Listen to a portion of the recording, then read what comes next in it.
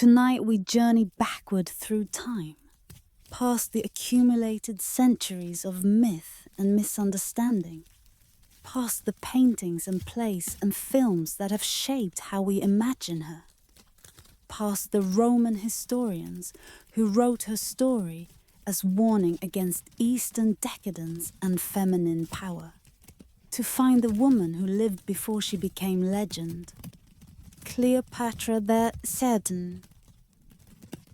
Philopator, father-loving goddess as her title proclaimed, ruled Egypt for 21 years, longer than most of her Ptolemaic predecessors, navigating dangers that would have destroyed rulers of lesser intelligence and will. This is not a simple story of romance and tragedy, though romance and tragedy thread through it like gold wire through linen. This is the story of a kingdom fighting for survival against an empire that consumed everything it touched, of a woman using every weapon available. Beauty, yes, but also intelligence, education, political cunning, and an understanding of power that her enemies consistently underestimated. She was not merely Caesar's lover or Antony's downfall. She was Pharaoh, goddess incarnate, the living embodiment of Isis, who ruled a civilization already ancient, when Rome was merely a village of mud huts on the Tiber's banks. The Nile still flows as it flowed in her time. The stars that guided her ships still wheel above the Mediterranean. The questions her life poses, about power and love, about survival and dignity, about what a woman can achieve when she refuses to accept the limits others would impose, remain as urgent now as they were when she pressed the asp to her breast, or swallowed the poison, or however she chose to end a story she refused to let her enemies finish.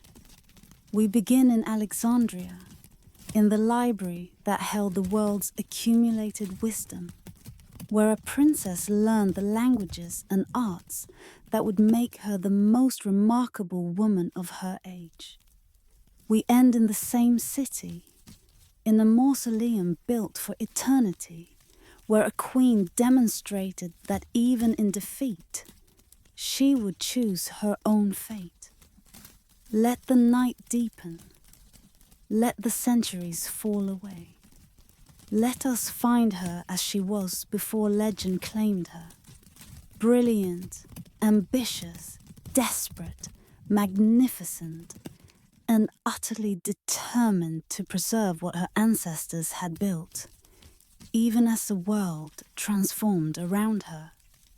The story of Cleopatra, the last pharaoh, the queen who became eternal by choosing her own ending. Now, let us enter Alexandria, where the lighthouse guides ships through darkness, and the girl is learning what it means to rule. In the marble hall where the Nile's whisper reached through open courtyards, where fountains murmured in gardens planted with specimens gathered from 3 continents, a girl traced her fingers across scrolls older than memory. She was not the eldest daughter of Ptolemy XII, nor the heir most expected to matter in the succession struggles that had bloodied her dynasty for generations. Yet something in her watched and listened with an intensity that tutors found unsettling, an appetite for knowledge that exceeded what princesses were expected to possess. Cleopatra learned Greek as her mother tongue, the language of her Macedonian ancestors who had ruled Egypt since Alexander's general claimed the kingdom after the conqueror's death. But she did not stop there. She gathered languages like other children gathered shells, each one a key to a door others could not open. each one a tool that would prove sharper than any sword. Egyptian, the sacred speech of hieroglyphics and temple rituals, came to her lips as though the Nile itself had taught her. No Ptolemy before her had bothered to learn it, had seen any need to address their subjects in anything other than Greek, the language of the ruling class, the tongue of civilization as they understood it. But Cleopatra understood something her ancestors had missed. That to rule is first to understand, and understanding requires the intimacy that only shared language can provide. The priests who guarded Egypt's oldest mysteries, who performed rituals unchanged since before the pyramids rose at Giza, found in this foreign princess something they had not encountered in 3 centuries of Ptolemaic rule. A Greek who wished to comprehend what she governed, who learned the ancient rites, who spoke to them in words their grandmothers had spoken. Hebrew she learned, the language of Alexandria's substantial Jewish population, people whose presence dated back centuries, whose scholars had translated their scriptures into Greek in this very city. Aramaic came next, the common tongue of the Near East, spoken from Damascus to Babylon. The languages of Parthia and Media, of Arabia and Ethiopia. She collected them all, building an arsenal of communication that no ruler before her had possessed. The ancient sources would later marvel that she rarely required translators, that she could address ambassadors from distant lands in their own tongues, that she made each visitor feel she had learned their language specifically to honor them. The gift was practical as much as diplomatic. She could negotiate without intermediaries who might have their own agendas, could hear what others said about her in conversations they assumed she could not understand. The Library of Alexandria breathed around her childhood like a living presence. 500,000 scrolls lined its halls, the accumulated wisdom of the known world, gathered into one institution by ancestors who believed that all knowledge was worth preserving, that books from every land deserved translation and study. Here, Euclid had compiled his geometry. Here, Eratosthenes had calculated the Earth's circumference with remarkable accuracy. Here, scholars debated philosophy and astronomy and medicine, while scribes copied texts onto fresh papyrus so that knowledge might survive the decay of individual manuscripts. The library was more than building, was statement of ambition, declaration that Alexandria intended to be the intellectual capital of the world, that the Ptolemies would reign not just through military force but through the prestige that comes from patronizing wisdom. The young princess wandered these halls with tutors who taught her more than languages. She learned mathematics and astronomy, the sciences that Alexandrian scholars had advanced beyond anything the Greeks had achieved in their homeland. She learned philosophy, the arguments of Plato and Aristotle that shaped how educated people understood the world. She learned rhetoric, the art of persuasion that would prove as essential as any military strategy. She learned medicine, not to practice it herself, but to understand the physicians who would attend her court, to recognize competence and charlatanry, to know when advisors told her truth and when they merely told her what she wished to hear. But perhaps most importantly, she learned history, learned the story of her dynasty, the generations of Ptolemies who had ruled Egypt with varying degrees of competence and cruelty, learned of the fratricidal wars, the murdered siblings, the queens who had fought their brothers and sons and husbands for power. Learned that being born princess guaranteed nothing. That survival required vigilance.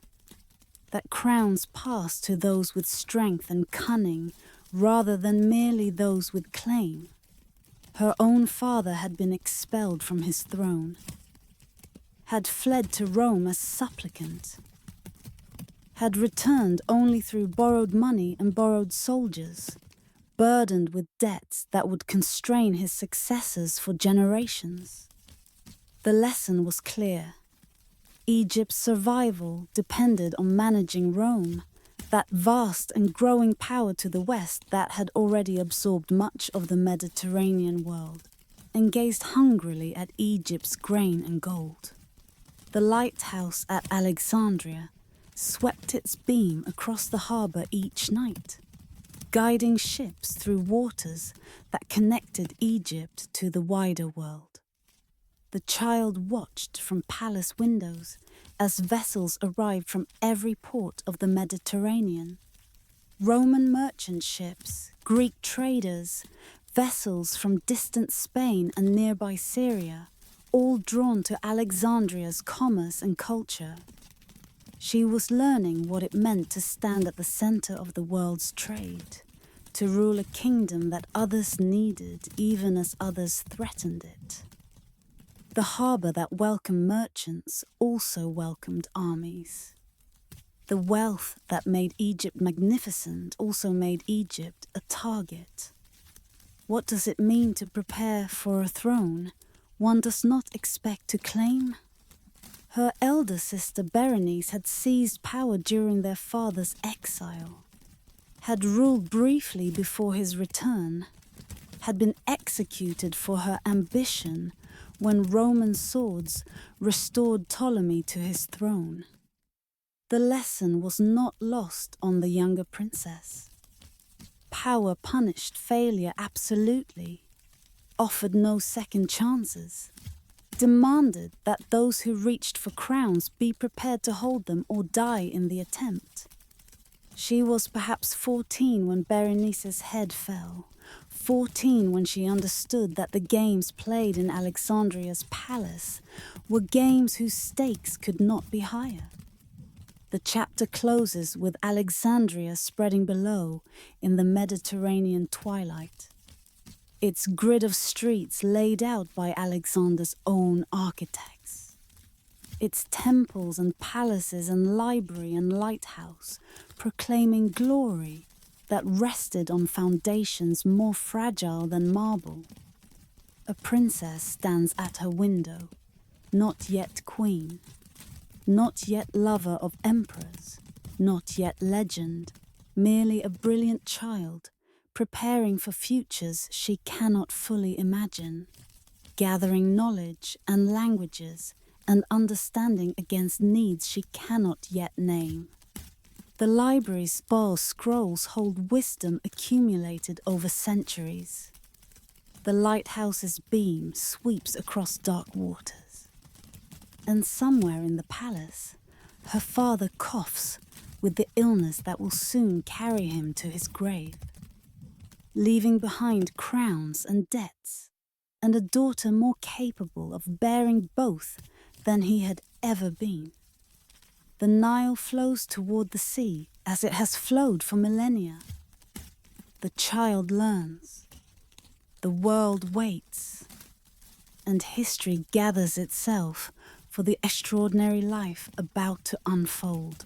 Her father died in the spring, when the Nile ran low before the annual flood would restore Egypt's fertility, when Alexandria's gardens wilted in heat that pressed down upon the city like the hand of an exhausted god. Ptolemy XII, Auletes, the flute player they had called him, mocking the musical pretensions that seemed poor substitute for military prowess, left behind a kingdom diminished by his weakness, impoverished by his desperation, bound to Rome by debts so enormous that Egypt's famous wealth had become illusion rather than fact. He left behind children who had learned from his failures, who understood that the crown they inherited was as much burden as prize, who knew that Rome watched from the west with patience, that threatened more than any army. Cleopatra was 18 when the crown descended upon her head, old enough to rule, young enough that the court expected her to be manageable. Her brother Ptolemy XIII was only 10, a child whose name she would share the throne with, and according to their father's will, according to the Ptolemaic tradition that paired queens with brothers, that confused outsiders who could not understand these intermarriages and co-regencies.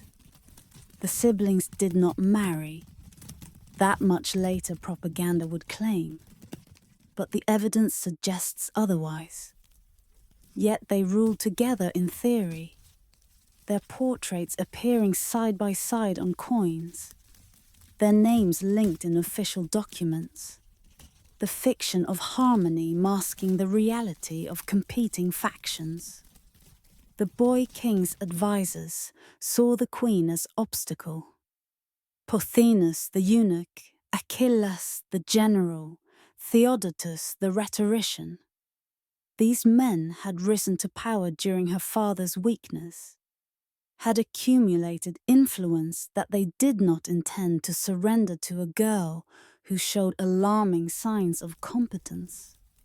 They had managed Ptolemy XII in his final years, had made themselves essential, had grown accustomed to being the power behind a throne occupied by someone too weak or too distracted to challenge them.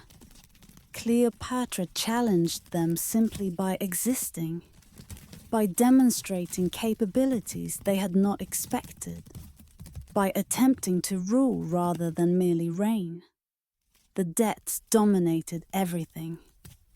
Her father had borrowed 10,000 talents from Roman creditors, some so vast that modern equivalents failed to capture their weight, money enough to fund armies, to build fleets, to purchase kingdoms.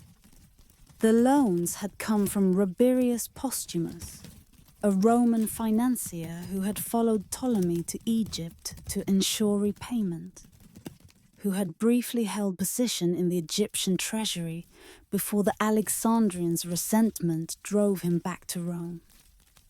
The debts passed to Cleopatra and her brother, constraints that limited every choice, obligations that reminded Egypt constantly of its dependence on Roman goodwill. She tried to rule.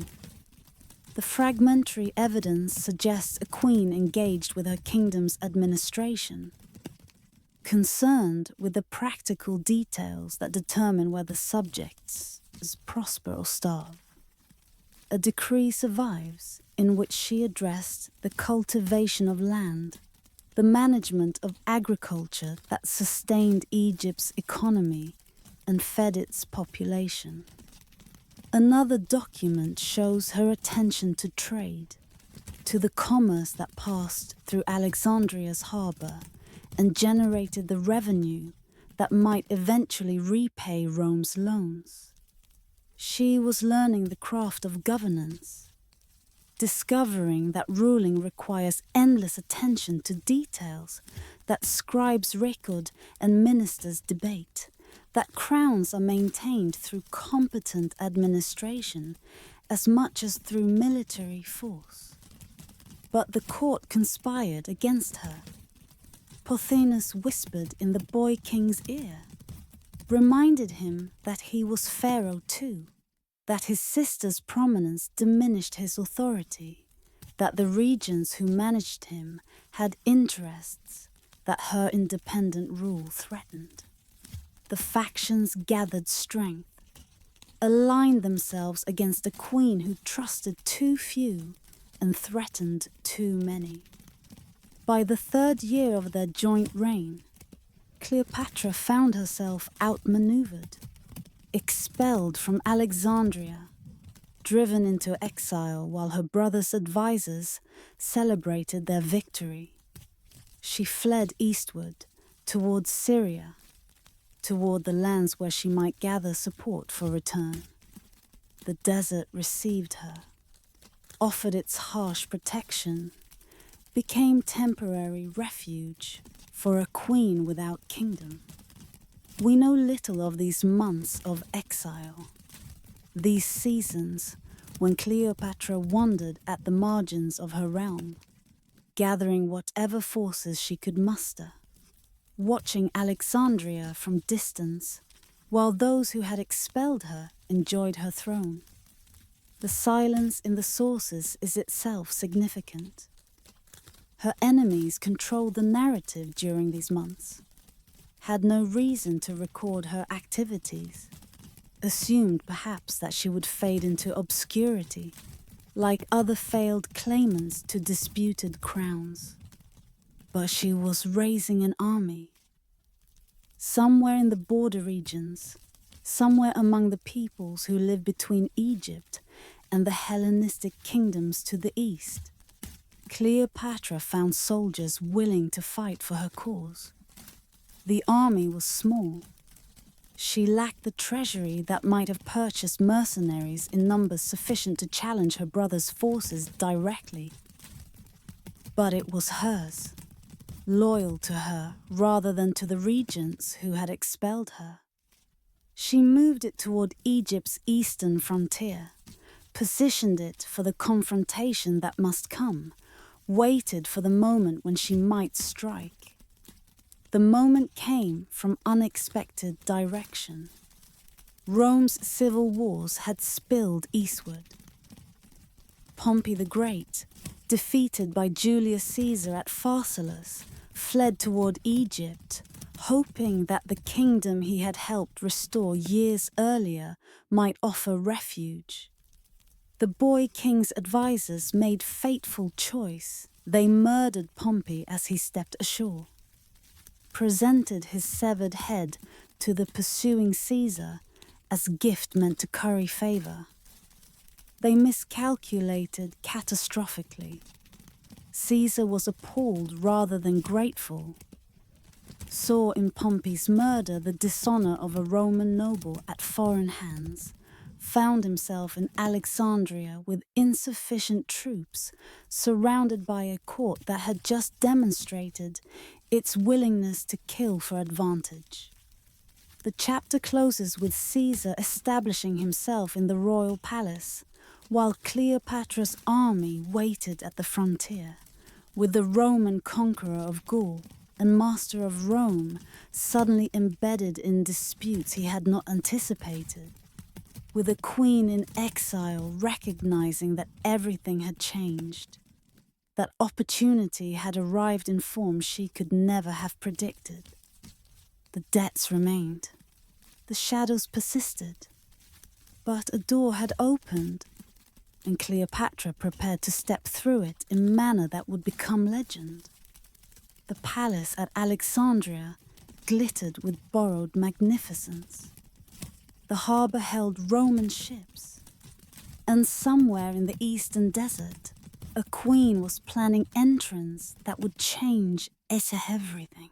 There is a story told across centuries, polished by repetition until its surfaces gleam with the patina of legend, that Cleopatra came to Caesar rolled in a carpet, smuggled past her brother's guards by a single trusted servant, unrolled at the feet of the most powerful man in the world, as gift and surprise and declaration of audacity that words alone could not convey. The ancient sources vary. Some say carpet, some say linen sack, some say bedroll. But the essence persists because it captures something true about the woman and the moment. Her willingness to risk everything on a single gesture. Her understanding that surprise could accomplish what armies could not achieve.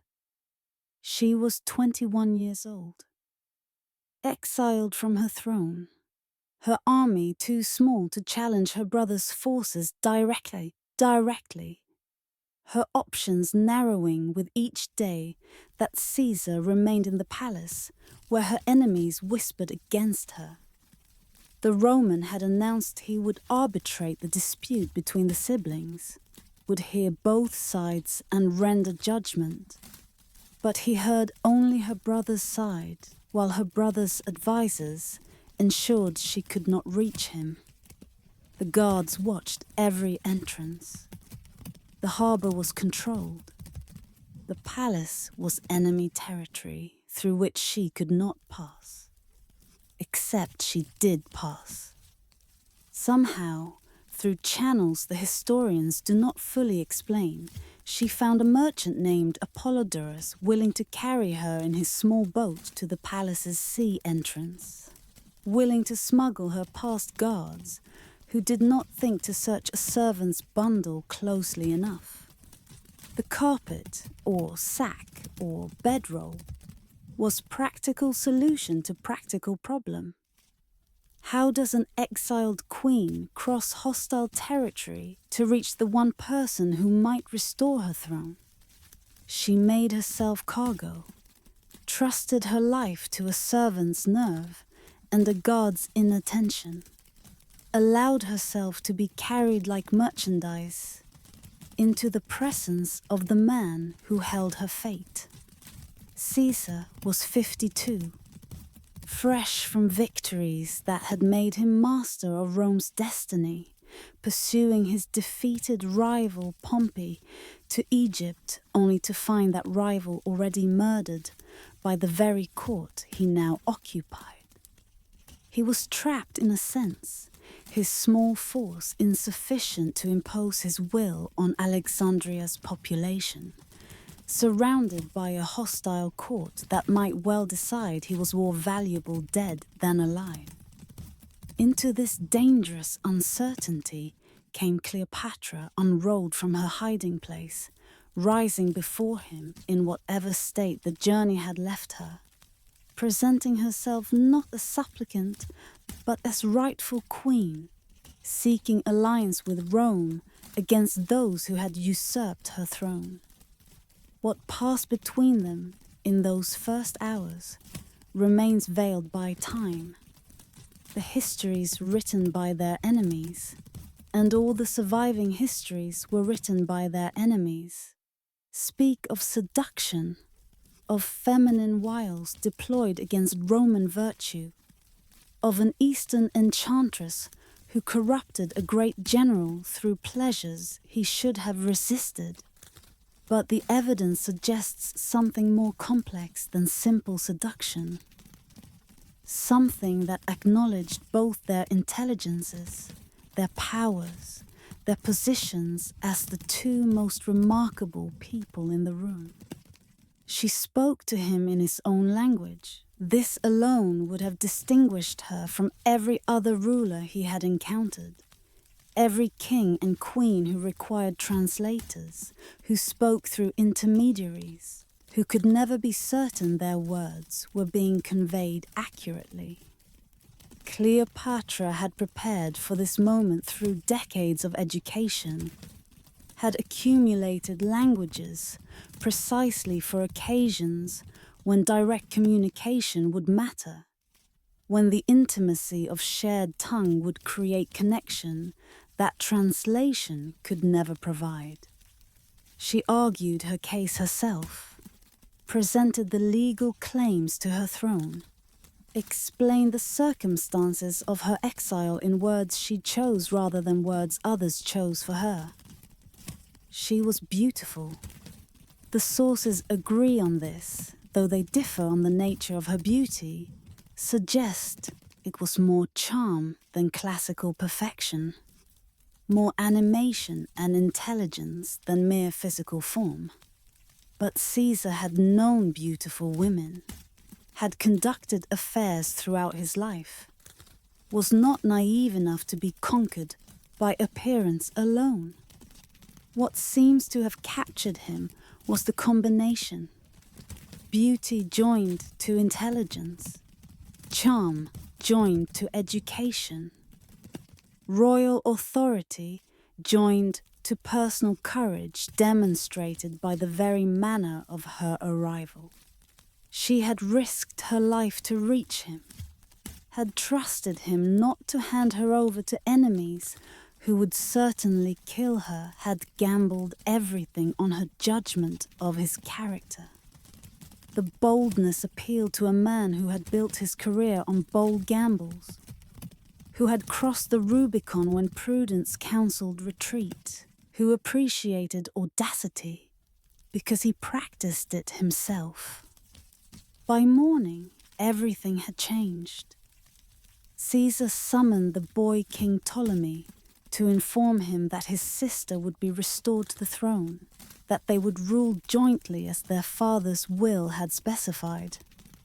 The boy's reaction, rage, tears, the throwing down of his crown, revealed the depth of his advisor's miscalculation. They had assumed Caesar would support whoever held power in Alexandria. They had not anticipated that an exiled queen would reach him first, would present her case directly, would form an alliance that their murder of Pompey had made possible by placing Caesar in position where he needed friends. The war that followed consumed months and nearly consumed Caesar himself. The Alexandrians rose against the Roman presence. The boy king's forces besieged the palace quarter. The great library's warehouse burned, whether accidentally or deliberately, whether containing the library's main collection or merely overflow storage. The sources disagree, but scrolls were consumed, knowledge was lost, while fighting raged through streets that had been built for commerce and culture rather than combat. Caesar fought with his characteristic skill, received reinforcements, eventually prevailed. The boy King Ptolemy drowned in the Nile, fleeing the final battle. His body found in golden armor, his short reign ending in waters that had witnessed the rise and fall of dynasties for millennia. Cleopatra was sole ruler now, or nearly so, for she married her remaining brother. Another child named Ptolemy, maintaining the fiction of joint rule that Ptolemaic tradition required. But everyone understood who actually held power. She was queen, Caesar's ally, carrying within her the child who would be born that summer. The child who would be named Caesarion, Little Caesar, living embodiment of the alliance between Egypt and Rome. The chapter closes with Alexandria recovering from siege, its streets being cleared, its commerce resuming, its library mourning whatever was lost in the flames. A queen walks through her restored palace beside the Roman who restored her, both of them changed by what had passed between them, neither of them knowing yet where this alliance would lead. The carpet that carried her to destiny has become legend already. The story spreading through courts and camps wherever people discuss what happened when Cleopatra met Caesar. The throne is hers again. The future is uncertain, but she has demonstrated what she is capable of, what risks she will take, what she will dare when her survival requires daring. The Nile flows toward the sea. The lighthouse sweeps its beam across the harbour. And somewhere in the palace, a queen contemplates what she has begun and what it will cost to see it through. After the siege ended, after the fires cooled and the dead were buried, and Alexandria began its slow recovery, Cleopatra took Caesar on a journey that no foreign conqueror had ever been offered. They sailed south together on the royal barge, That floating palace of purple sails and gilded fittings, silver oars catching sunlight as they beat the water in rhythm. 400 vessels following in procession through landscapes that had witnessed civilizations rise and fall before Rome existed. She was showing him her kingdom. More than that, she was showing him what Egypt truly meant, what he protected by protecting her, what he would lose if he allowed Rome to simply absorb this ancient land into provincial administration. The barge moved slowly, as royal journeys should. Each day brought new vistas, temples emerging from palm groves, villages where peasants worked the same fields their ancestors had worked for millennia, markets where the commerce of 3 continents converged.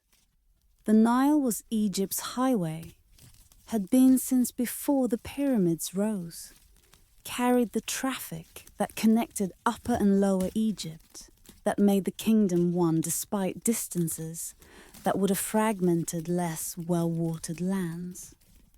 Cleopatra knew this river as she knew her palace, understood its moods and seasons, the annual flood that would arrive with summer, depositing the black silt that made Egypt's agriculture the most reliable in the ancient world.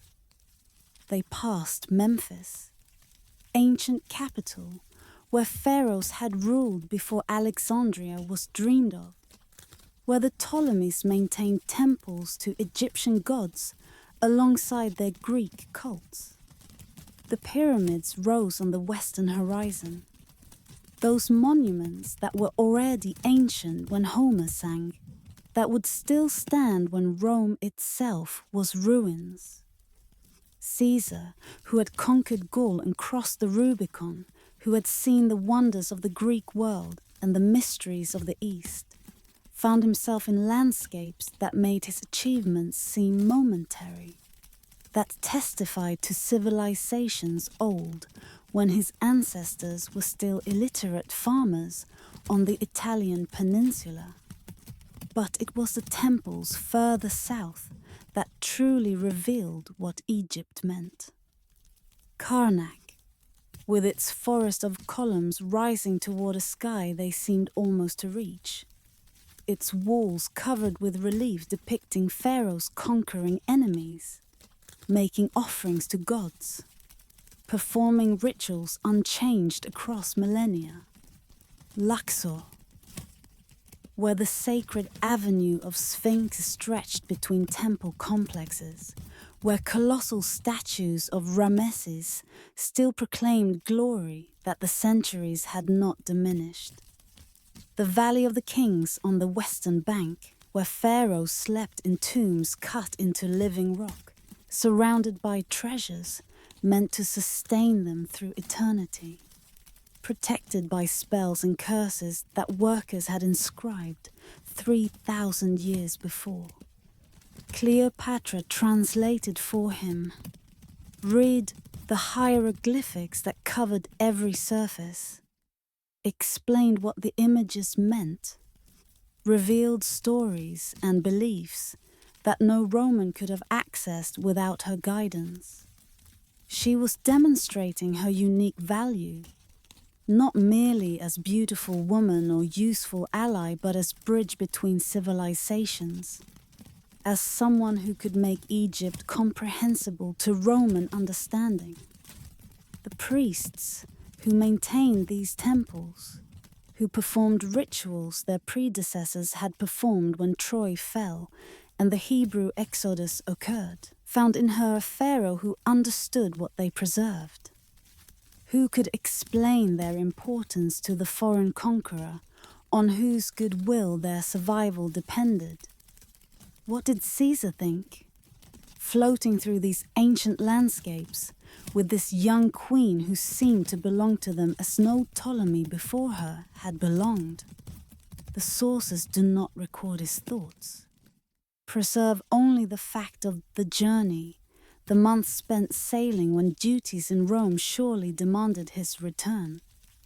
But the journey itself testifies to something, to fascination that exceeded political calculation, to interest that went beyond mere alliance. He was seeing Egypt as no Roman had seen it before, guided by someone who could reveal its depths, who could explain why this kingdom was worth preserving as more than grain warehouse and tax revenue. The nights on the river barge were warm, the stars wheeling overhead in patterns that Egyptian astronomers had mapped millennia ago, that priests had correlated with gods and seasons and the eternal cycles that governed existence. The Nile stretched before and behind them, and ribbon of life through the surrounding desert, the source of everything that made Egypt possible.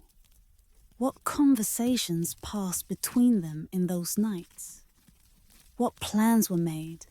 What promises exchanged? What dreams articulated beneath star patterns that their descendants would still observe? The silence of the sources is itself eloquent, suggests intimacies that contemporaries recognized, but historians could not record without scandal. Her pregnancy became visible as the journey continued, the future taking shape within her as the ancient temples watched from shores that had witnessed the rise and fall of dynasties beyond counting. The child she carried would be heir to both their legacies, or would be nothing if Caesar refused acknowledgement, if Roman law and Roman prejudice rejected the offspring of a foreign queen. The uncertainty must have shadowed the journey's pleasures, must have given urgency to whatever negotiations occurred between them. What would this child be? What future could they create together? Roman conqueror and Egyptian queen, in a world that had never seen such union. The journey ended as all journeys must. The barge returning northward toward Alexandria, toward the duties that awaited them both. Caesar could not remain in Egypt indefinitely. Rome required him, wars still demanded his attention. The political situation he had left behind was certainly deteriorating in his absence. But he left behind more than memories. Left behind a queen restored to her throne, an ally bound to him by bonds stronger than treaty, a child growing in her womb who would be born after his departure, who would carry his name and her blood into a future neither parent could fully imagine. The chapter closes with Caesar's fleet departing Alexandria's harbour, with Cleopatra watching from the palace where they had first met, where the carpet had been unrolled and everything had changed. 3 legions remained behind, Roman soldiers meant to protect her throne, visible reminder of the alliance that had saved her kingdom. But the man himself was gone, sailing toward Rome and the destiny that awaited him there. She carried his child. She ruled his ally. She had shown him wonders that no other Roman had witnessed. Whether any of it would be enough to protect Egypt from Rome's appetite remained to be seen. The Nile continued flowing, indifferent to human dramas enacted on its banks. The temples stood as they had stood for millennia, and a queen prepared for the birth of a child who would embody everything she hoped for and everything she feared. She named him Ptolemy Caesar, joining the names of 2 dynasties in a single child, proclaiming through the naming itself what she hoped he might become. But history would call him Caesarion, Little Caesar. The diminutive that acknowledged his father while marking his distance from full legitimacy.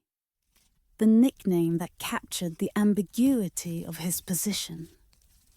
Heir to everything and perhaps to nothing, depending on choices his father had not yet made. He was born in the summer of 47 BCE, after Caesar had departed, after the Nile journey had ended, after the Roman had returned to wars that still required his attention. Cleopatra raised him in Alexandria's palace, surrounded him with tutors and guards, and the elaborate protocol that attended royal children began teaching him the languages she herself had mastered, preparing him for futures she could not predict, but intended to shape. He was Pharaoh of Egypt almost from birth, his image carved on temple walls alongside his mother, depicted in the Egyptian style that his Greek ancestors had adopted, shown making offerings to gods whose worship stretched back before memory. But his father remained in Rome, and Rome did not acknowledge foreign children easily. Caesar had a Roman heir already, his grandnephew Octavian, whom he would eventually adopt in his will, to whom he would leave his name and his fortune and his political legacy. Caesarion existed in a different category entirely, child of a union that Roman law did not recognize, offspring of a queen whom Romans increasingly discuss with suspicion and resentment. The boy embodied a question that his parents had not answered. What was he exactly? What could he become? What would Rome permit him to claim? Caesar never publicly acknowledged Caesarion as his son.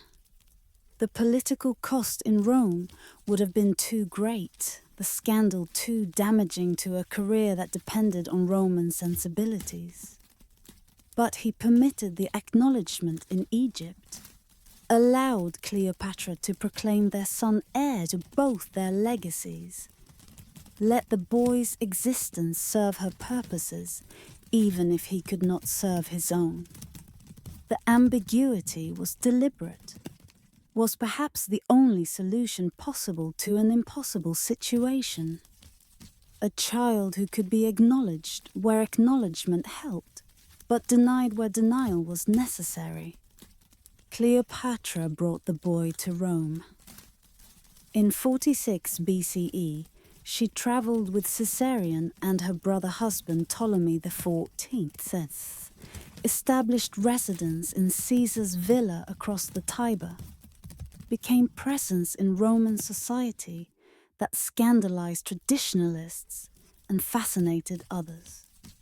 The Egyptian queen with her entourage of servants and priests, her exotic customs and legendary wealth, her child who bore Caesar's name without bearing his legitimacy. She was spectacle that Rome had never seen, that Rome could not quite decide how to interpret. She entertained Rome's intellectuals in her villa's gardens.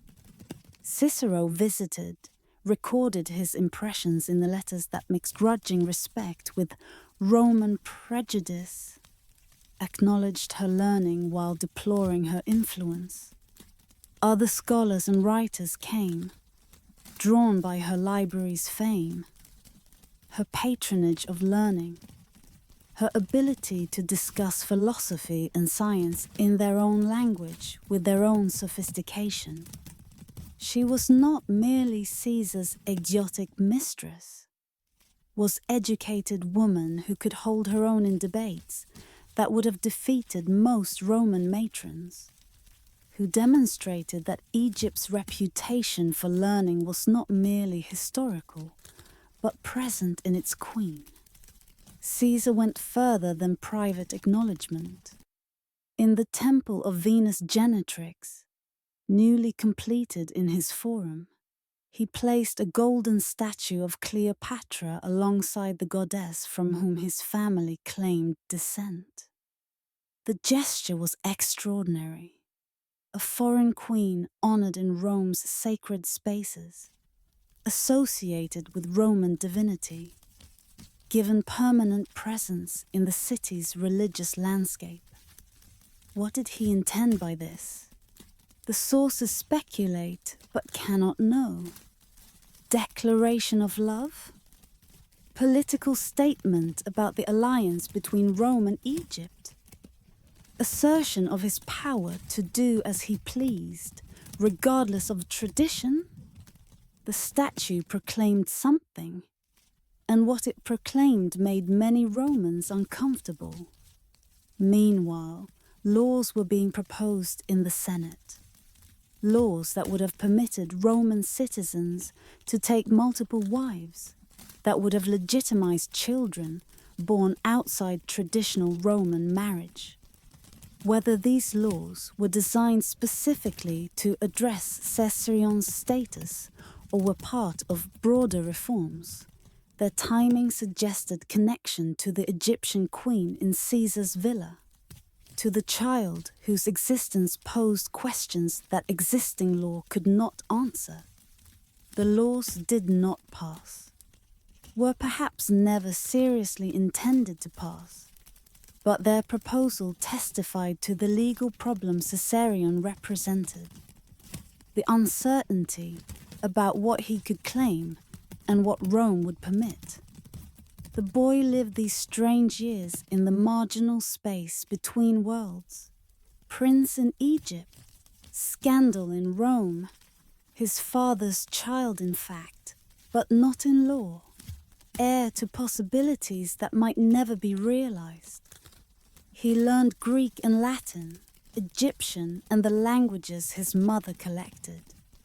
He watched his parents navigate a relationship that had no precedent, that existed in spaces between kingdoms and legal categories, that might produce empire or might produce only tragedy.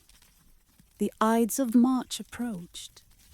March 15, 4 BCE, when senators with hidden daggers would gather around Caesar in Pompey's theatre, when 23 wounds would end the life of the man who had seemed to master the world, when everything Cleopatra had built would collapse in minutes of violence she could neither prevent nor anticipate.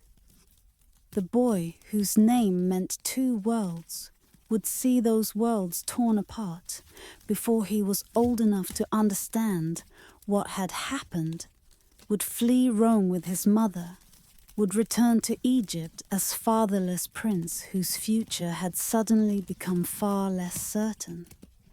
The chapter closes with Rome on the eve of assassination, with Cleopatra in her villa perhaps sensing something wrong, with Caesarion too young to understand the danger gathering around his father, around his mother, around himself.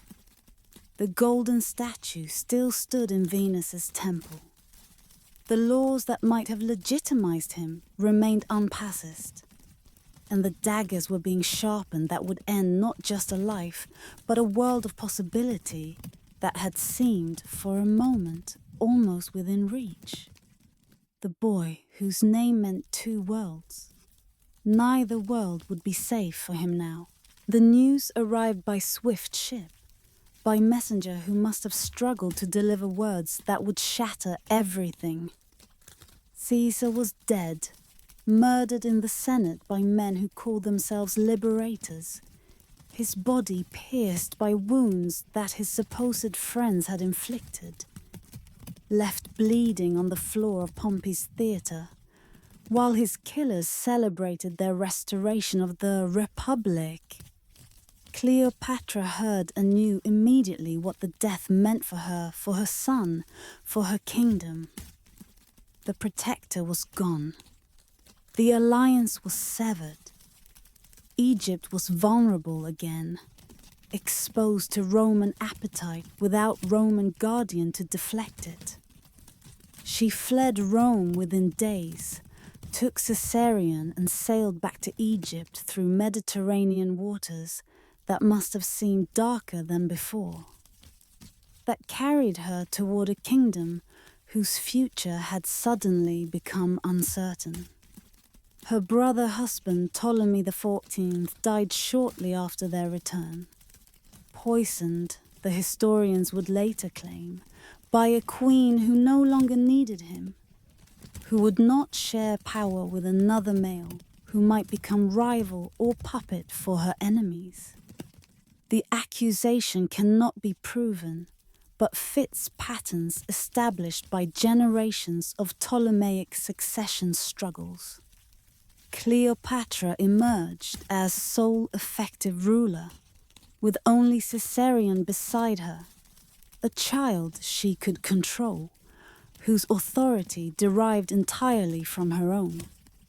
The years that followed were years of waiting, of careful neutrality, as Rome tore itself apart in civil wars she could not influence and dared not enter. The assassins raised armies in the east, claimed to fight for republican liberty against tyranny. Caesar's heir, Octavian, and his general Mark Antony formed alliance with Lepidus, the second triumvirate, and hunted the assassins down at Philippi. The battles that decided Rome's fate were fought on Greek soil, close enough that Egypt might have intervened, distant enough that intervention would have been foolish, would have committed Egypt to sides whose victory was uncertain, whose defeat would have meant destruction. She received entreaties from both camps. The assassins demanded support that she could not safely provide. The triumvirs demanded taxes and tribute that she could not safely refuse. She navigated between them, offered excuses instead of armies, pleaded internal difficulties when asked for external commitments, watched and waited for the situation to clarify. Some sources claim she sent a fleet to support the triumvirs, but that storms destroyed it. Convenient explanation that might have been truth or might have been excuse, that allowed her to claim loyalty without demonstrating it. During these uncertain years, she strengthened her kingdom.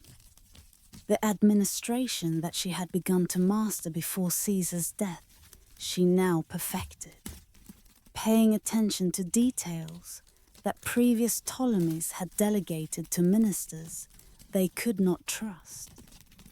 The currency was stabilized. The irrigation systems were maintained. The grain harvest was managed with an efficiency that made Egyptian wheat essential to whoever controlled Rome. She was making her kingdom too valuable to destroy, too important to absorb without careful thought, positioning Egypt as prize worth preserving rather than merely plundering. She raised Caesarion as pharaoh and as potential Roman heir. His education continued, the languages accumulating, the skills developing that might someday make him capable of claiming what his father had never quite given him. She had him depicted on temples throughout Egypt, proclaimed him in titles that would have seemed presumptuous if anyone had been in position to challenge them. He was training to be something that had never before existed. Pharaoh of Egypt and son of Caesar, bridge between civilizations that had never before been bridged. Embodiment of a future that might still be achieved if circumstances aligned correctly. The triumvirate divided the Roman world into spheres. Octavian controlled the west, Antony the east, Lepidus an afterthought, whose power would soon be stripped away. Egypt fell within Antony's sphere, which meant that Egypt's fate would be decided by whatever relationship Cleopatra could establish with this new master of the Eastern Mediterranean. She had never met Mark Antony, though she had seen him in Rome during the years of her residence there. Though she knew his reputation for military prowess and personal excess, for loyalty and impulsiveness, for appetites that made him both formidable and vulnerable. The summons came in 41 BCE. Antony, establishing his authority in the East, commanded the Queen of Egypt to appear before him at Tarsus in Cilicia, to answer questions about her conduct during the civil wars, to explain why Egypt had not provided the support that Rome's masters expected. The summons was peremptory, the tone that's of master addressing subject, of triumvir disposing of client kingdoms as he pleased. A lesser ruler would have gone fearfully, would have offered tribute and excuses, would have hoped merely to survive the encounter. Cleopatra was not a lesser ruler. She had shown Caesar what she was capable of. She would show Antony as well. The years of waiting had ended. The second great gamble of her life was about to begin. The chapter closes with Alexandria preparing for its queen's departure, with Caesarion remaining behind to maintain royal presence, with the barge being fitted for a journey that would become as legendary as the carpet that had carried Cleopatra to Caesar. The patience had served its purpose. The kingdom had survived. Now it was time to secure its future through the only means available: alliance with the new master of the Roman East, formed through whatever methods proved necessary. The Nile flowed on, indifferent to the plans of mortals. The lighthouse guided ships toward harbour, and a queen sailed toward a meeting that would determine whether Egypt lived or died. She came to him not as supplicant, but as goddess incarnate. The barge that carried Cleopatra to Tarsus was designed to overwhelm the senses, to create experience that exceeded anything Antony had ever witnessed, to transform what should have been summons into spectacle, whose star was not the Roman general but the Egyptian queen. The vessel's stern was covered in gold that caught the afternoon light and threw it back at the shores where crowds gathered. Purple sails billowed with breezes that carried perfume of burning incense across the water, announcing her arrival before the barge itself became visible. Silver oars beat time to music of flutes and harps and cymbals, rhythm that drew listeners towards the river as though enchanted. And at the center of this floating paradise, beneath a canopy of golden cloth, reclined Cleopatra herself, dressed as Aphrodite, goddess of love, surrounded by boys costumed as cupids, who fanned her with peacock feathers while girls dressed as sea nymphs worked the ropes and oars. The imagery was deliberate, was calculated, was statement that required no words. She was not client coming to patron, not queen coming to master, but divinity visiting mortal world, gracing Tarsus with presence it had not earned but could not refuse. Mark Antony waited in the city's forum, seated on his tribunal in the posture of Roman authority, expecting the Egyptian queen to attend him as other rulers attended him, to pay respect to the power he represented. He waited alone. The crowds that should have witnessed her submission had vanished. had flowed toward the river where the spectacle unfolded, had abandoned the triumvir for the queenan. The message was clear. She drew attention he could not command, possessed presence that his authority could not match. He sent invitations, she declined. He offered to host her. She countered with invitation to dine on her barge. He came to her. This matters, the reversal of expected hierarchy, the triumvir boarding the queen's vessel rather than receiving her in his quarters. She received him in spaces designed to impress, to exceed anything he had experienced, to demonstrate wealth and taste that made Roman luxury seem provincial. The dinner service was gold, the couches covered in purple embroidered with gold thread, the wines and foods the finest Egypt's wealth could acquire.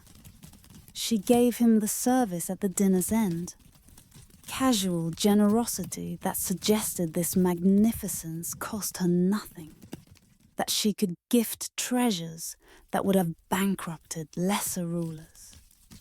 The contrast with Caesar could not be sharper. Caesar had been cerebral, had been won through intellectual connection, through the intimacy of shared language and political calculation. Antony was sensual, was won through spectacle and pleasure, through experiences that engaged body more than mind.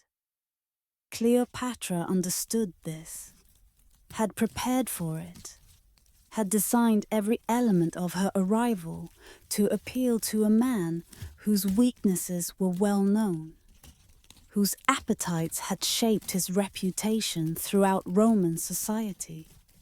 But it would be mistake to see her as merely seductress, as woman whose only tools were beauty and spectacle.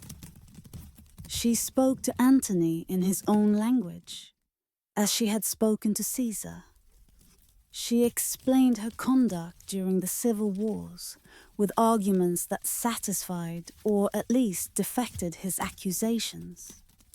She offered alliance that served his interests as much as hers, that promised Egyptian resources for his planned campaign against Parthia, that positioned Egypt as asset rather than merely subject. The beauty and the spectacle opened doors. The intelligence and political acumen achieved results. He followed her to Alexandria that winter, left behind the responsibilities that summoned him elsewhere, ignored the messages from Octavian that accumulated unanswered, devoted himself to pleasures that Cleopatra provided in abundance. They founded the Society of Inimitable Livers, that drinking club whose name proclaimed their philosophy, to live experiences that could not be repeated, to pursue pleasure as though tomorrow did not exist, to rival each other in extravagance and excess.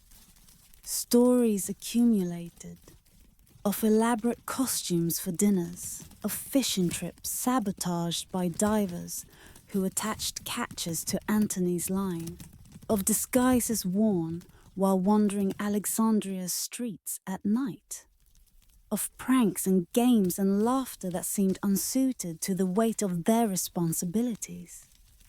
Was this genuine pleasure or calculated strategy? The question admits no simple answer. Cleopatra needed Antony as ally, needed his protection against Octavian's growing ambition, needed Roman military power to guarantee Egyptian independence, entertaining him, binding him through pleasure, creating experiences that he would not find elsewhere.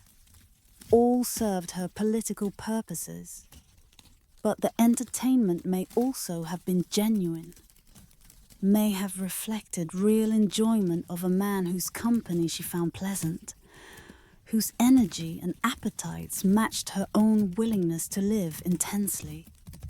The winter ended.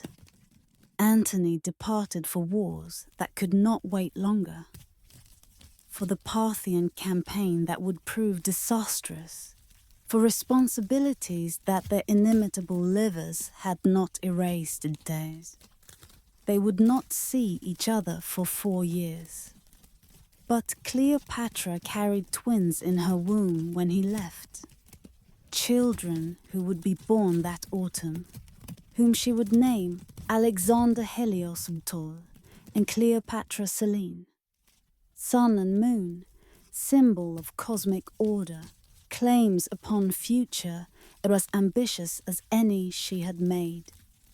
The chapter closes with Alexandria's harbour receiving the queen's return, with the barge whose magnificence had conquered Antony tied up at the royal quay, with servants unloading the treasures that had served their purpose. The first phase of a new alliance was complete. The questions remained: whether it would survive Antony's absence, whether it would prove strong enough to protect Egypt against the forces gathering in the west, whether the pleasure they had shared would translate into the political and military support she needed. The barge that had sailed into legend rested now in harbour, waiting for the next journey, the next gamble, the next chapter in a story whose ending no one could predict. In the years that followed, while Antony campaigned in the east and wrestled with disasters in Parthia, Cleopatra raised their children in Alexandria's palace, surrounding them with the education and ceremony that befitted their extraordinary heritage.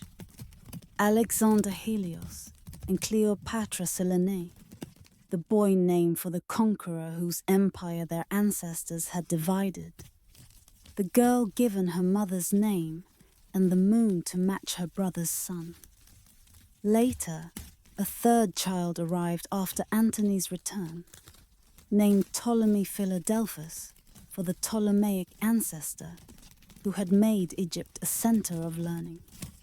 These were not merely children, but statements, claims encoded in names that proclaimed cosmic significance, assertions about futures that had not yet been decided. The twins were born in Alexandria, while their father fought in Syria, while reports arrived of campaigns that succeeded and failed, of legions lost and territories gained, and complications that seemed never to resolve. Antony's Parthian expedition proved disaster. Tens of thousands of Romans dead. The eagle standards captured. Retreat through winter mountains that decimated survivors.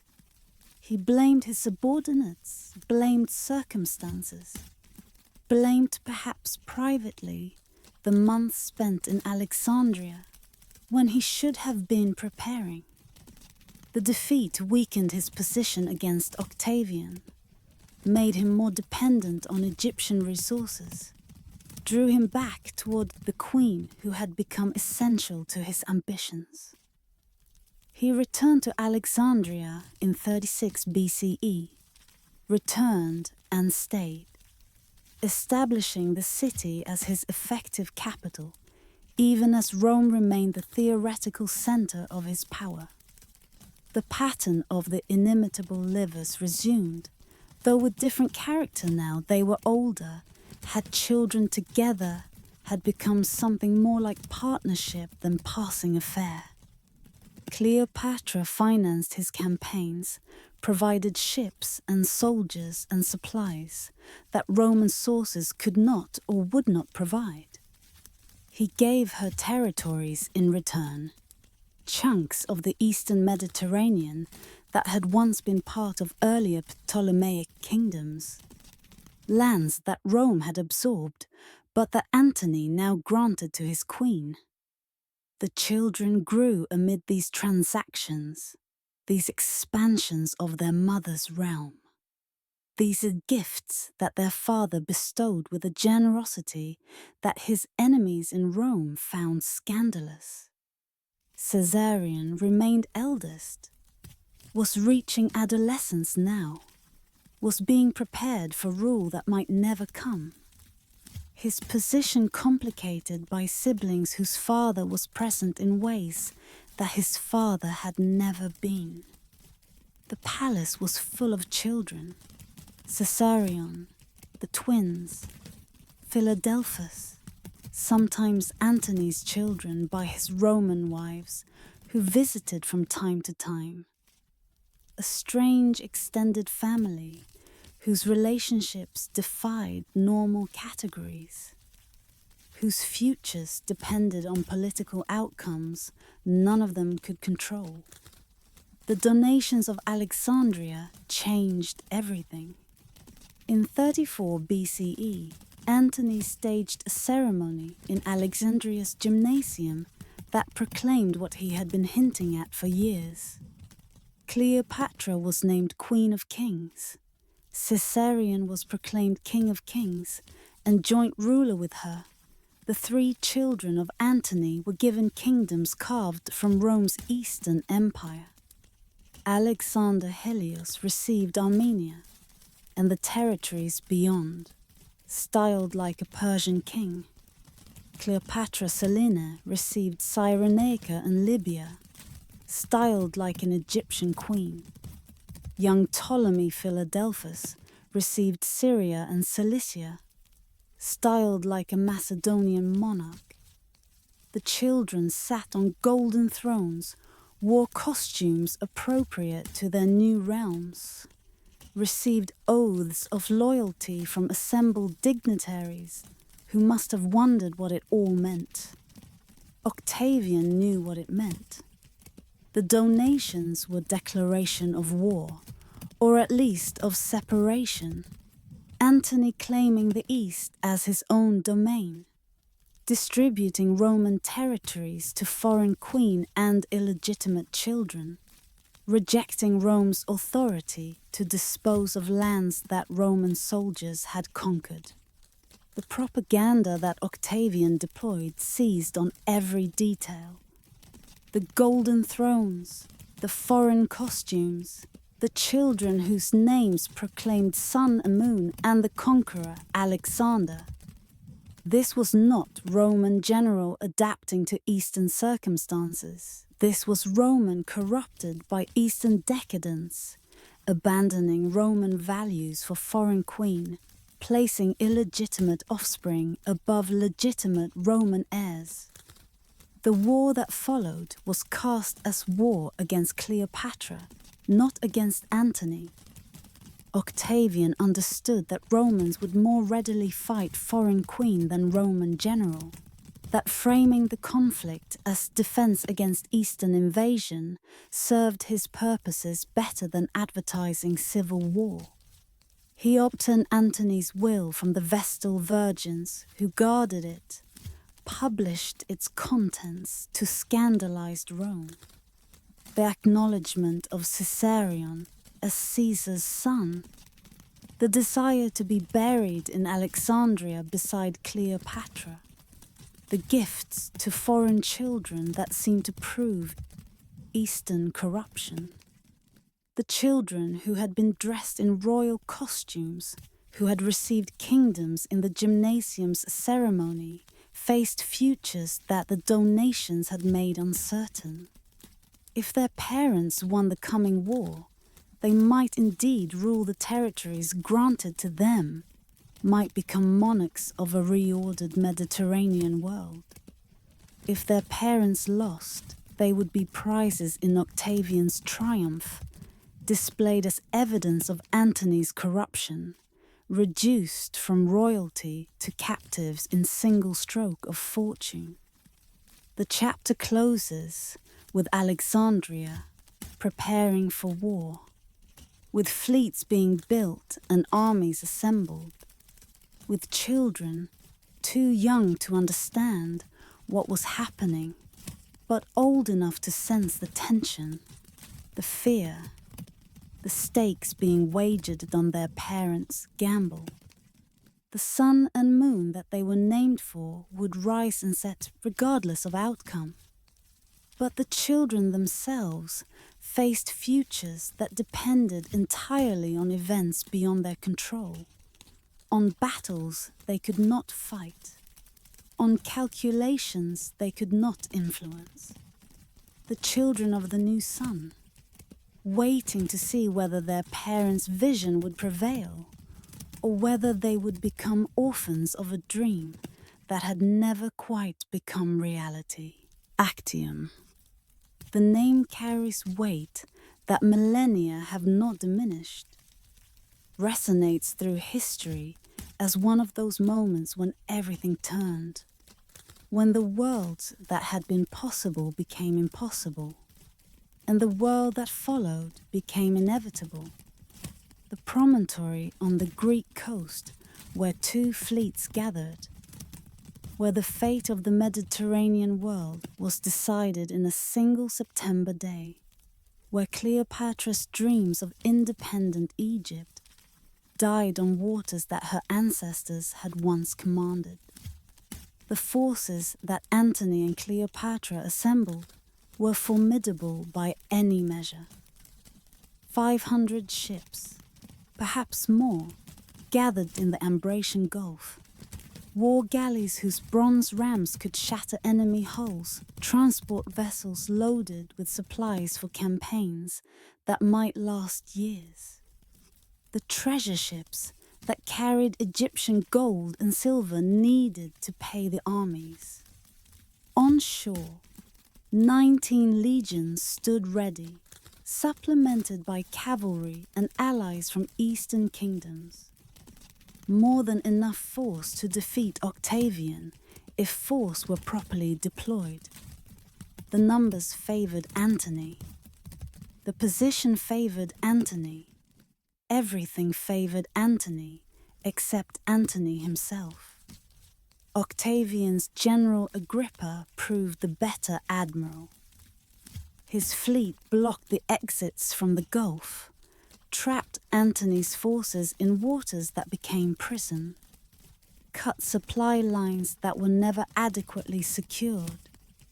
The summer passed in stalemate, while disease spread through Antony's camp, while desertion eroded the advantage that numbers should have provided, while the legions that should have been fighting wondered instead why they were not fighting, why their generals seemed paralyzed, why the confrontation that both sides had sought was not occurring. The arguments about what happened next have consumed scholars for 2,000 years. On September 2nd, 31 BCE, Antony finally moved his fleet out of the Gulf to challenge Octavian's blockade.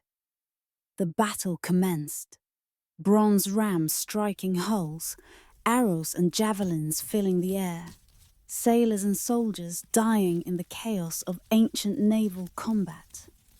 And then, at some point in the afternoon, Cleopatra's squadron of 60 ships broke through Octavian's line and sailed for Egypt.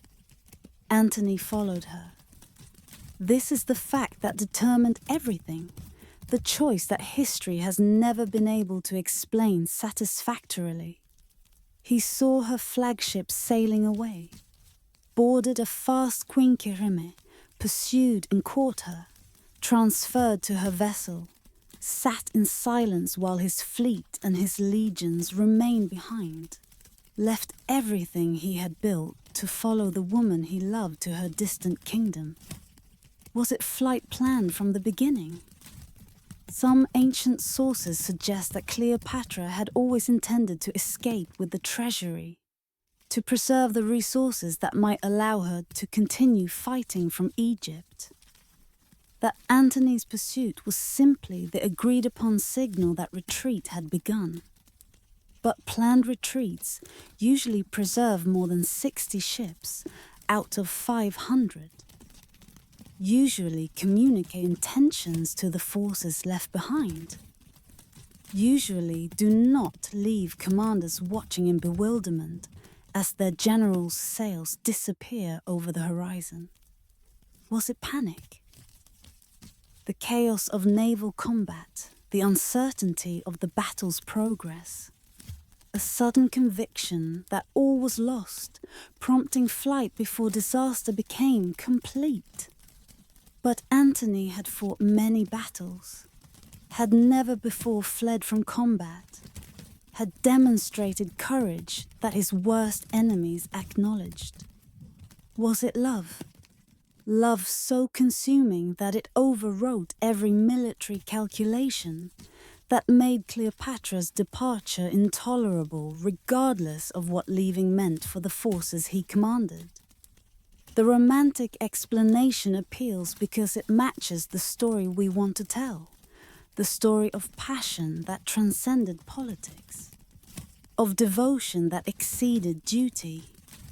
But love that abandons armies to pursue a woman is love that his soldiers could not forgive. Love that transformed him in their eyes from commander to betrayer. The fleet that remained fought on for a time, then surrendered when it became clear that Antony would not return.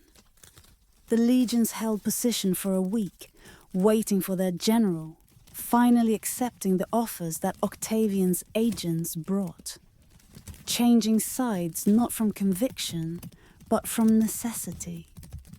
The war that should have been decided by battle was instead decided by abandonment, by the departure of the one person whose presence might have held the coalition together.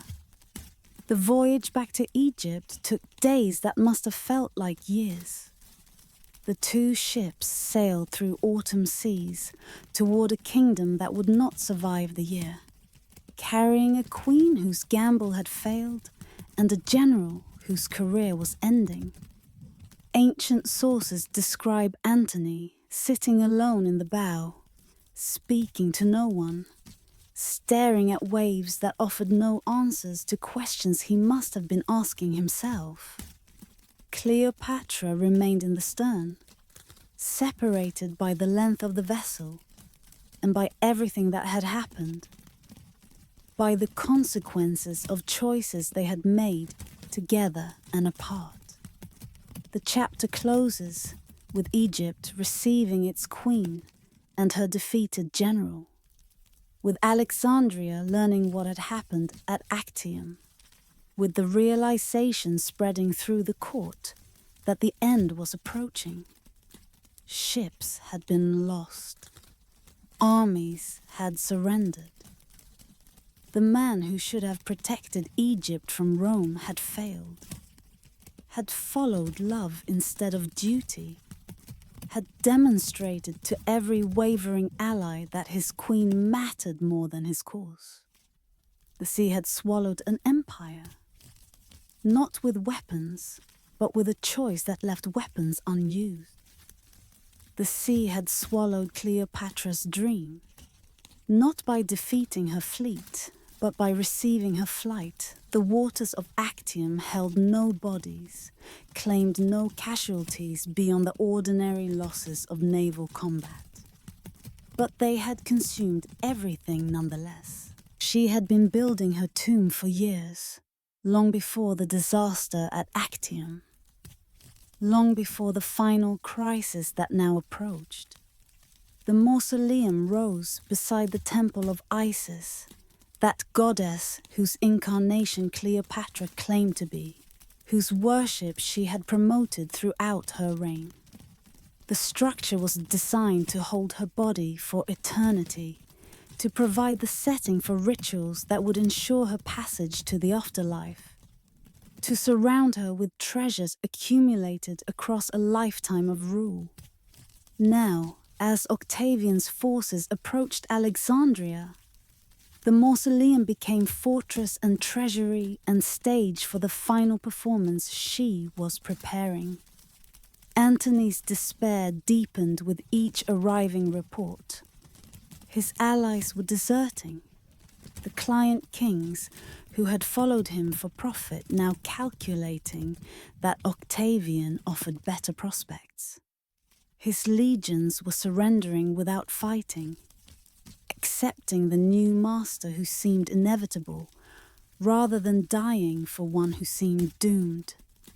The fleet he had rebuilt after Actium rowed out of Alexandria's harbour one morning to engage the enemy and rowed straight to Octavian's ships, joining them rather than fighting them.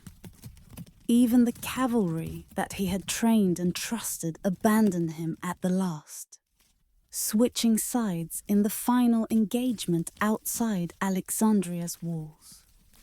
Cleopatra retreated to her mausoleum with her closest servants, ordered the doors sealed, gathered around her the treasures she had accumulated, and the materials for fire that might destroy them if necessary. From this fortress she watched the end approach, watched Antony's final failed resistance, sent word to him at some point. Here, the sources become confused, become perhaps deliberately misleading, that she was dead. What followed has the character theater of tragedy, of events whose horror exceeded anything theatre could portray. Antony, receiving word that Cleopatra had died, stabbed himself with his sword. The Roman death, the soldier's exit, the only dignity remaining for a man who had lost everything else. But the wound was not immediately fatal. He lay bleeding while news arrived that she was actually alive, that the message had been false or mistaken or, most terrible possibility, deliberate test of his devotion. He demanded to be taken to her. Servants carried him through streets that must have been filled with chaos, through a city that was no longer his, to the mausoleum where Cleopatra waited. She would not open the doors, feared perhaps that opening would admit enemies, that her refuge would be violated before she was ready. Instead, Antony was hauled up through a window, lifted by Cleopatra and her 2 remaining servants, drawn into the tomb he would share with her. He died in her arms. The sources preserve details that carry the weight of truth, the blood staining her clothes, her grief that seemed to exceed mere performance, the final moments when he asked for wine and counseled her to make peace with Octavian if she could do so with honor. She could not, of course. There was no peace that preserved her honor, no surrender that did not mean captivity and humiliation, no terms that Octavian would offer that she could accept. Antony knew this, perhaps, but said it anyway. Because what else can the dying say to those who must continue living? Octavian wanted her alive, wanted her for his triumph, for the procession through Rome where conquered enemies were displayed, for the spectacle that would demonstrate his victory to citizens who had not witnessed the battles. His agents worked to prevent her suicide, broke into the mausoleum while she was distracted, seized her before she could use the dagger she kept hidden. She was prisoner now, though treated with deference, guarded more than confined, permitted to bury Antony beside her in the tomb they would share. 10 days remained to her. 10 days of negotiation with Octavian, of interviews whose contents the sources describe, but perhaps do not fully understand. She may have tried to charm him as she had charmed his predecessors. Some sources claim she deployed the same arts that had worked on Caesar and Antony. But Octavian was different, was cold in ways they had not been, was immune to appeals that had conquered others. He wanted her alive for his triumph and nothing else. Whatever she offered, whatever she attempted, whatever she hoped, proved insufficient. The final meeting made clear what awaited her. She would be taken to Rome. She would walk in chains behind Octavian's chariot. She would be displayed to crowds who would jeer at the Egyptian queen who had corrupted their generals, who had threatened their empire, who was now reduced to trophy demonstrating Roman power. Her children would be similarly displayed, prizes of war whose futures would be determined by their captors' whims. Everything she had built, everything she had fought for, would be paraded through Roman streets as evidence of Rome's inevitable triumph. She chose otherwise. On August the 12th, 30 BCE, Cleopatra, dressed in royal regalia, lay upon her couch in postures that suggested preparation for ceremony rather than death, and ended her life by methods that historians have never been able to confirm. The asp that legend credits with her killing was never found, though some claim they saw its track in the sand outside her window. Poison was possible. She had studied such things, had access to knowledge that her enemies lacked. The method mattered less than the outcome. She died on her own terms, in her own time, by her own choice. Her servants, Iris and Charmian, died with her. When Octavian's guards broke through, they found 3 women's bodies arranged with dignity. A queen in her regalia, her attendants fallen beside her.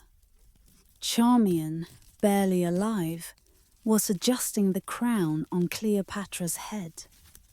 Asked by the guards if this was well done, she replied with words that echoed across centuries. "It is well done, and fitting for a princess descended of so many royal kings." Then she too died. The chapter closes with the mausoleum silent at last, with Octavian viewing the body of his enemy, with arrangements being made for burial beside Antony as Cleopatra had requested.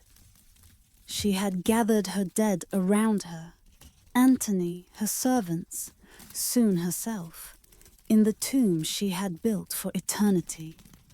Whether that eternity would be granted remained to be seen. But she had denied Octavian his triumph, had denied Rome the spectacle of her humiliation, had chosen her ending when they would have chosen it for her. The mausoleum where she gathered her dead, the tomb where she became eternal, the silence where a queen had spoken her last words to servants who would share her fate. No one witnessed her death. This fact, this absence at the crucial moment, has shaped everything we think we know about Cleopatra's ending. Iris and Charmian died with her, took to their graves whatever they saw, whatever they heard, whatever passed between queen and servants in those final moments. Octavian's guards found only bodies, found only silence, found a mystery that 2,000 years of speculation have not resolved. The asp became legend almost immediately, perhaps because it was appropriate, because the Uraeus serpent was symbol of Egyptian royalty, because the bite of an asp was said to bring peaceful death, because the image of queen applying sacred serpent to her breast carried poetry that plain poisoning could not match. But the asp was never found. The guards searched the chamber, searched the corpse, searched every corner of the mausoleum, without discovering the instrument of her death. Some suggested the snake had escaped through a window, had left only a trail in the dust to testify to its presence. Others suggested it had been hidden in a basket of figs that a countryman had brought past the guards, concealed beneath leaves until needed. But others doubted the serpent entirely, suggested that Cleopatra had used poison instead, had long prepared for this possibility, had kept substances hidden that could bring death quickly and painlessly when the moment arrived. She had studied such matters. Her education in Alexandria's libraries had included medicine, had included knowledge of what could harm and what could heal. A hollow hairpin filled with poison, a ring with hidden compartment, a small vial concealed where searchers would not think to look. Any of these might have provided the means that the absent Aspie could not explain. The uncertainty is itself significant. Cleopatra imposed silence on her ending, denied observers who might have recorded what happened, created mystery where others might have created spectacle. Even in death, she controlled the narrative, shaped what would be known, left questions rather than answers. Octavian could parade her corpse through Rome, could claim victory over the Egyptian queen, but he could not tell the story of her death because she had not allowed the story to be witnessed. What passed through her mind in those final hours? The sources preserve nothing, can preserve nothing, because no source was present to record. But we can imagine the calculations, the recognitions, the memories that might have occupied a queen preparing to die. Her children were lost to her. Caesarion had been sent away, would be captured and killed, despite her attempts to save him.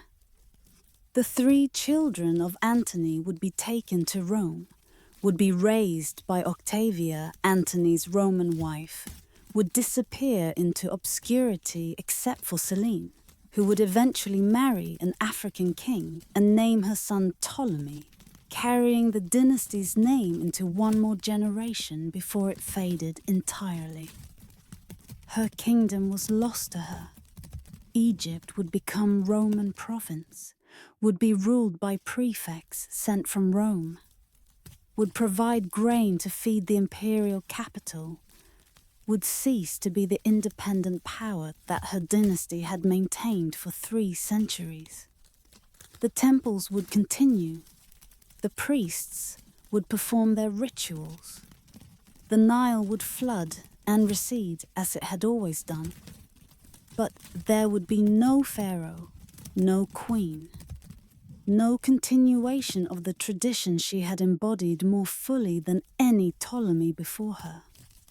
She had fought longer and more cunningly than any of her predecessors for a kingdom that history had decided must fall, had allied with the 2 most powerful Romans of her age, had borne children to both, had maneuvered through decades of Roman civil wars, had preserved Egyptian independence when preservation seemed impossible.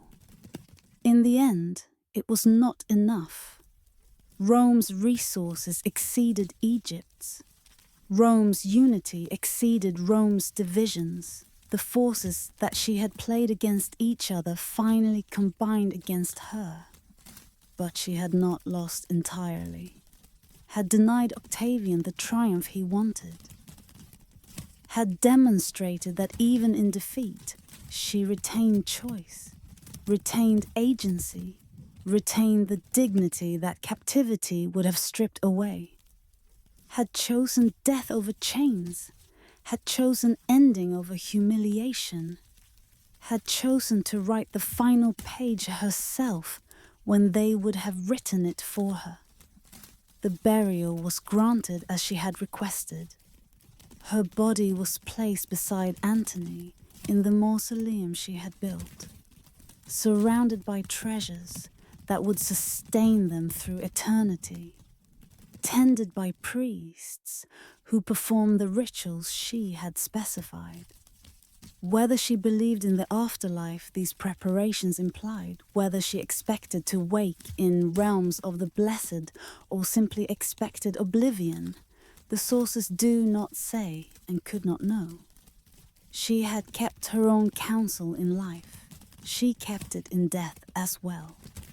The chapter closes with the mausoleum sealed, with Alexandria adapting to its new status as Roman city, with the lighthouse continuing to guide ships through darkness that had a different character now. A queen had died. A dynasty had ended. But the legend was just beginning, was being constructed from the fragments she had left behind, from the mysteries she had created, from the silence she had imposed upon her ending. The serpent's gift, the queen's silence, forever together, forever mysterious, forever the ending she chose when they would have chosen differently. Her tomb has never been found. This final mystery crowns all the others, transforms the story's ending into question mark rather than period, leaves Cleopatra still hidden when everything else has been revealed. The mausoleum beside the temple of Isis, where she and Antony were buried with treasures accumulated across lifetimes, has disappeared beneath the waters of Alexandria's harbour, or the construction of subsequent centuries. Archaeologists search still, following clues that lead to dead ends, hoping that somewhere beneath the modern city lies the chamber where the last queen of Egypt was laid to rest. The ancient sources describe the tomb in terms that seem specific. Its location near the temple of Isis, its height, its construction of stone designed to last forever. But Alexandria has been rebuilt countless times. Its ancient quarters, buried beneath Byzantine and Islamic and modern layers. Its coastline transformed by earthquakes and erosion. Its harbour filling with sediment that has changed the relationship between land and sea. The palace quarter where Cleopatra lived has sunk beneath the Mediterranean, can be glimpsed only through underwater archaeology that reveals fragments, but not wholes, that suggests magnificence without confirming location. Various sites have been proposed. An excavation in 2009 explored a temple complex at Taposiris Magna, west of Alexandria, where archaeologists suggested Cleopatra might have been buried near a shrine to Isis, her divine counterpart. The site has yielded coins bearing Cleopatra's image, has revealed tunnels and chambers that might have held royal burials, has generated excitement that has not yet been confirmed by discovery. Other theories place her tomb beneath Alexandria itself, lost somewhere in the layers of construction that have accumulated over 2 millennia, awaiting the chance find that might reveal its location. The absence is perhaps appropriate. We have found the resting places of far more ancient rulers, have opened tombs sealed for 3,000 years, have gazed upon faces preserved by Egyptian arts of death. Tutankhamun sleeps in the Valley of the Kings, his golden mask known to millions, his tomb visited by tourists who crowd the narrow passages where Howard Carter first glimpsed wonderful things. Ramesses and Hatshepsut, Thutmose and Amenhotep. These pharaohs have been found, have been studied, have been displayed in museums where anyone can view what the centuries preserved. But Cleopatra remains hidden. The last pharaoh, the most famous queen of Egypt, the woman whose story has been told more often than any ancient figures. She alone keeps her secrets, denies discovery to those who seek her, maintains in death the mystery she cultivated in life. Perhaps the tomb was destroyed in the earthquakes that have repeatedly struck Alexandria. Perhaps it was looted centuries saw its treasures dispersed, its bodies reduced to anonymous bones. Perhaps it lies intact beneath some modern structure, waiting for the earthquake or construction project that will reveal it. What would we find if her tomb were discovered? The golden vessels and jeweled crowns that ancient sources describe? Certainly. The treasures she gathered for the journey to whatever afterlife awaited. Antony's body beside hers, dressed in the armor or toga that Roman custom specified. Perhaps the bodies of Iras and Charmian, the servants who died with her, granted the honor of eternal attendance. Perhaps inscriptions that would resolve questions her life has posed, would explain choices the sources do not clarify, would speak in her own voice rather than through the filter of hostile historians. But would we find answers? Would we understand, finally, what she felt for the Romans who loved her and were destroyed by that love? Would we know whether she died by asp or by poison, whether her ending was planned or improvised? Would we learn what she thought in those final hours? Whether she believed she had failed or succeeded? Whether she faced death with fear or with relief? The tomb might yield objects, but not answers, might provide her body, but not her mind, might reveal physical remain, while leaving essential questions unresolved. Perhaps the absence is her final victory. She refused to become exhibit in Octavian's triumph, chose death over the humiliation of display. Perhaps she refuses still, denies discovery to those who would display her in museums, who would subject her remains to analysis and observation, who would reduce mystery to specimen. She ruled as goddess, died as queen, and rests now in silence that the centuries have not been able to disturb. The chapter closes with Alexandria's harbour at night, with lights reflecting on waters that hold their secrets still, with the recognition that some mysteries are not meant to be solved, that some questions enrich us more than answers could.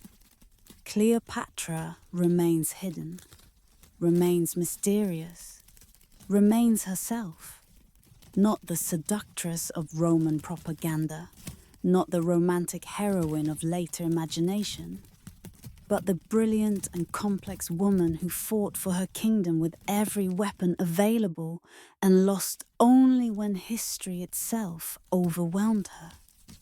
The tomb that time has hidden, the queen who remains undiscovered, the mystery that 2,000 years have not resolved. The waters keep their vigil. The tomb waits, or has vanished, or will be found someday by seekers we cannot yet imagine. And somewhere beneath the city that her ancestors built, or beneath the sea that has claimed so much of ancient Alexandria, Cleopatra sleeps still, hidden, silent, eternally herself.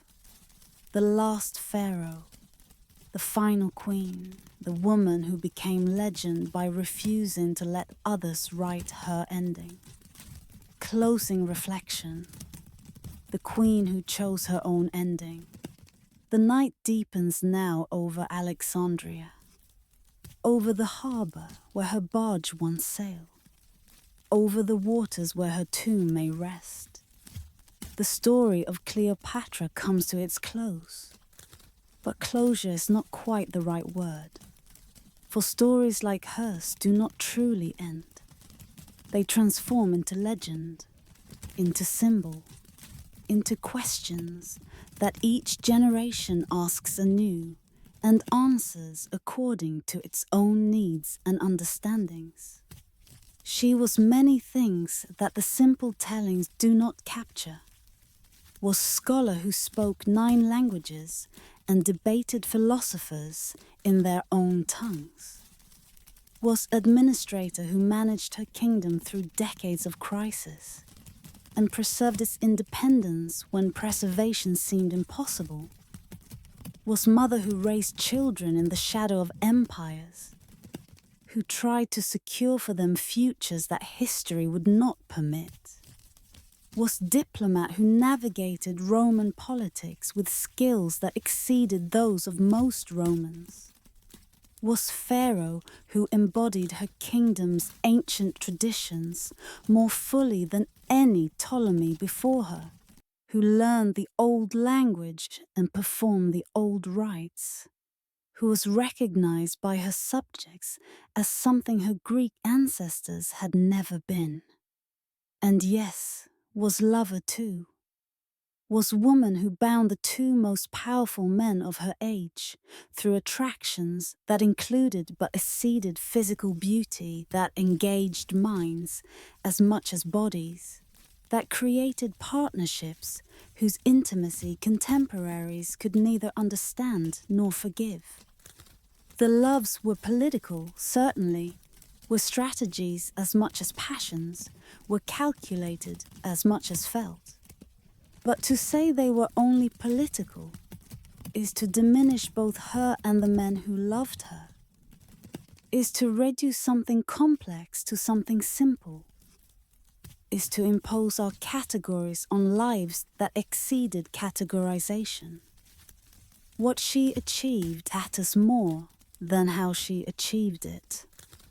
She preserved Egyptian independence for 21 years in an age when Rome was absorbing the entire Mediterranean world. She revived her dynasty's prestige, reclaimed territories that earlier Ptolemies had lost, made Egypt once again a power that Rome had to consider rather than merely consume. She demonstrated that a woman could rule effectively in an age that expected women to be ruled, that intelligence and education could be weapons as powerful as armies, that kingdoms could survive through diplomacy, what they could not survive through force. What she lost was lost not through her failure, but through forces that exceeded any individual's ability to resist. Rome's unity, Rome's resources, Rome's relentless expansion. These were tides that she could navigate but could not reverse, that she delayed but could not prevent, that eventually overwhelmed her as they overwhelmed every other independent power in the Mediterranean world. She was not defeated by Octavian. She was defeated by history, by the momentum of empire that would create the world we inherit. Her ending was her own. And this matters more than perhaps we recognize. In an age when captives had no choices, she chose. When prisoners were displayed for crowds' amusement, she denied the display. When enemies would have written her story's final page, she wrote it herself. The asp or the poison, the method matters less than the meaning. She remained sovereign even in death, retained authority over her own fate, even when authority over her kingdom had been stripped away. This too is part of her legacy, perhaps the most important part, the demonstration that dignity can be preserved even in defeat, that some things remain ours even when everything else has been taken. The waters of Alexandria's harbour are quiet now. The lighthouse no longer guides ships through darkness. Fell in earthquake centuries ago, was replaced by fortress that Muslims built from its stones, became memory and then legend and then merely name on tourists' maps. But something of what she built persists. Not the kingdom which Rome absorbed, not the dynasty which ended with her death, not even the tomb which time has hidden. What persists is the story, the example, the question she poses to every age that encounters her. What might we achieve if we refuse to accept the limits that others impose? Sleep now settles over the ancient city. The Mediterranean receives the night as it has received countless nights since she walked its shores, since her barge sailed its waters, since her tomb was sealed somewhere in its depths or on its margins. The story has been told, but the telling continues, will continue as long as humans wonder about power and love and dignity and loss. Cleopatra, the last pharaoh, the queen who became legend, the woman who chose her own ending. Rest now. Dream of Alexandria as it was, with its library and lighthouse, its palaces and temples, its queen who ruled when ruling seemed impossible. Dream of the Nile flowing as it has always flowed, carrying Egypt's life from African highlands to Mediterranean sea. Dream of a woman who refused to surrender, who fought until fighting was no longer possible, who chose her death when life had become captivity. The story ends.